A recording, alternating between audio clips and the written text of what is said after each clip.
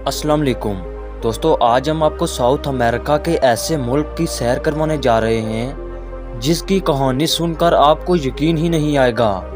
ऐसा मुल्क जिसके पास दुनिया के सबसे ज़्यादा तेल के ज़खायर मौजूद हैं, जिसकी ज़मीन के नीचे दौलत के समुंदर छुपे हुए हैं, लेकिन आज इसी मुल्क के लोग रोटी के एक टुकड़े के लिए तरस रहे हैं। ऐसा मुल्क जहाँ के लोग एक वक्त में दुनिया के अमीर तरीन लोगों में शामिल थे, लेकिन आज वहाँ की करेंसी कागज़ के टुकड़ों से भी कम कीमत हो चुकी है। जी हाँ, आज हम सैर करने जा रहे हैं वेनेजुएला की। आज की वीडियो में हम आपको वेनेजुएला की तारीख के बारे में बताएंगे।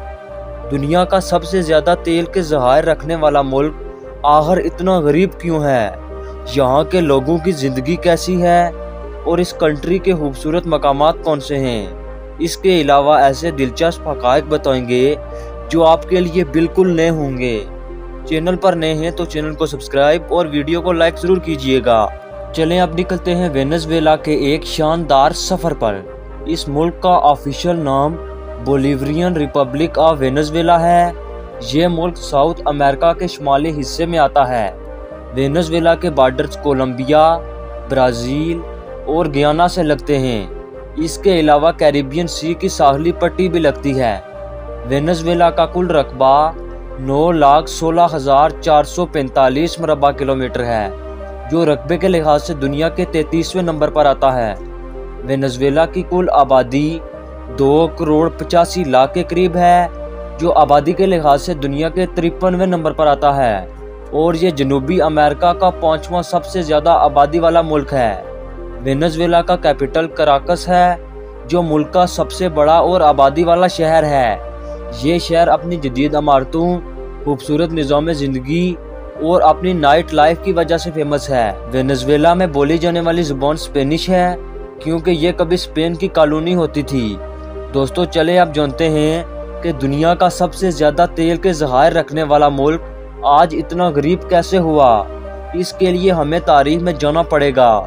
दोस्तों, सबसे पहले 16वीं सदी में स्पेन ने यहाँ पर कब्जा किया, सोना लूटा, वसाइल निकाले और सदियों तक इसी सरजमीन को इस्तेमाल किया। फिर 19वीं सदी में एक नाम उभरा, साइमन बोलीवर, जिसने न सिर्फ वेनेजुएला बल्कि जनूबी अमेरिका के कई ममालिक को स्पेन से आज़ादी दिलाई। आज भी वेनेजुएला में बोलीवर को कौमी हीरो माना जाता है। यहाँ की करेंसी का नाम भी इसी के नाम पर रखा गया। लेकिन असल कहानी उस वक्त शुरू हुई जब यहाँ से तेल निकला। दोस्तों, वेनेजुएला के पास दुनिया के सबसे ज़्यादा तेल के ज़खायर मौजूद हैं, यानी सऊदी अरब से भी ज़्यादा। 19वीं सदी में जब तेल निकला तो वेनेजुएला तेज़ी से अमीर होने लगा। लोग कहते थे कि वेनेजुएला लातीनी अमेरिका का अमेरिका है। यहाँ की सड़कें, इमारतें, गाड़ियाँ, सब कुछ लग्जरी था। 1970 और 80 की दहाई में वेनेजुएला के शहरी यूरोप की तरह जिंदगी गुजारते थे, लेकिन फिर आया वो वक्त जिसने सब कुछ बदल दिया। हुकूमतों ने तेल पर बहुत ज्यादा इन्हिसार कर लिया। ज़राअत, सन्नत, फैक्ट्रियां, सबको नज़रअंदाज कर दिया गया। फिर आया होमियो शावेज का दौर, जिसने सोशलिस्ट पॉलिसियां नाफज की। शुरू में गरीबों को फायदा हुआ, लेकिन वक्त के साथ साथ हुकूमत ने निजी इदारों पर कब्जे शुरू कर दिए। सरमायाकार भागने लगे, मईशत कमजोर होने लगी, और फिर वो लम्हा आया जिसने वेनेजुएला को घुटनों पर ला दिया। तेल की कीमतें गिरी, अमेरिका और मगरबी ममालिक की पाबंदियां लगी, करप्शन बढ़ी, और नतीजा ये निकला कि एक अमीर मुल्क देखते ही देखते तबाही की अलामत बन गया। आज हालत ये है कि वेनेजुएला में अफरात-ए-ज़र लाखों फीसद तक पहुंच चुकी है। लोग बोरियों में पैसे लेकर रोटी खरीदने जाते हैं। बाज़ औक़ात एक अंडे की कीमत पूरे महीने की तनख्वाह के बराबर हो जाती है। दोस्तों, वेनेजुएला की करेंसी वेन्स बोलीवर है, जो पाकिस्तानी 0.95 रुपये के बराबर और इंडियन 0.30 रुपये के बराबर है। लेकिन हकीकत ये है कि लोग इस करेंसी को जलाने के लिए तरजीह देते हैं, क्योंकि आग जलाने के लिए लकड़ी से ये सस्ती पड़ती है। आज वेनेजुएला में अमरीकी डॉलर गैर सरकारी तौर पर ज़्यादा इस्तेमाल किए जाते हैं। वेनेजुएला में आम जिंदगी डॉलर के बगैर नामुमकिन हो चुकी है। अगर मईशत की बात की जाए तो इसकी GDP 82 बिलियन डॉलर है, लेकिन एक वक्त में वेनेजुएला की GDP लातीनी अमेरिका में टॉप पर थी। لیکن آج یہ شدید منفی ترقی کی مثال بن چکا ہے۔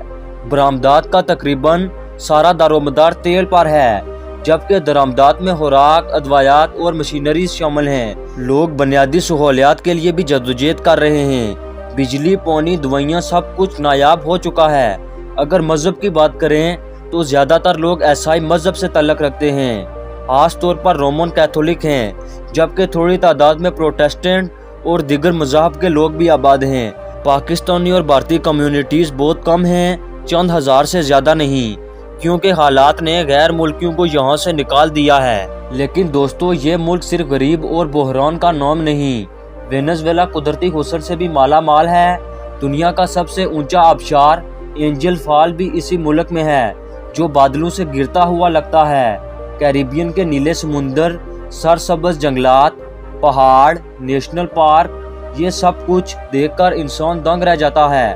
ایک وقت تھا جب دنیا بھر کے ٹورسٹ سیر کے لیے وینزویلا آتے تھے، لیکن افسوس وقت اور حالات کے ساتھ سب کچھ بدل گیا۔ لیکن سوال یہ اٹھتا ہے کہ وینزویلا آج بھی دوبارہ کھڑا ہو سکتا ہے؟ تو اس کا جواب ہے ہاں، کیونکہ ماہرین کہتے ہیں کہ اگر سیاسی استحکام آئے، پابندیاں ختم ہوں، تیل کے ساتھ ساتھ دوسرے شعبوں پر بھی توجہ دی جائے، تو یہ ملک ایک بار پھر لاطینی امریکہ کا بادشاہ بن سکتا ہے، کیونکہ قدرت نے آج بھی وینزویلا کو وہ سب کچھ دیا جو کسی بھی ملک کو سپر پاور بننے کے لیے کافی ہوتا ہے۔ دوستو، وینزویلا کی کہانی ہمیں یہ سبق دیتی ہے کہ صرف وسائل کافی نہیں ہوتے، صحیح پالیسیاں، ایمانداری اور قیادت اور متوازن معیشت ہی قوم کو زندہ رکھتی ہے۔ دوستو، یہ تھی آج کی ہماری انفارمیٹیو اور دلچسپ ویڈیو۔ آپ کو ویڈیو کیسی لگی کمنٹ میں ضرور بتائیے گا، اور نئے آنے والے دوستوں سے گزارش ہے ہمارے چینل کو سبسکرائب اور لائک ضرور کیجیے گا۔ اگلی ویڈیو تک اللہ حافظ۔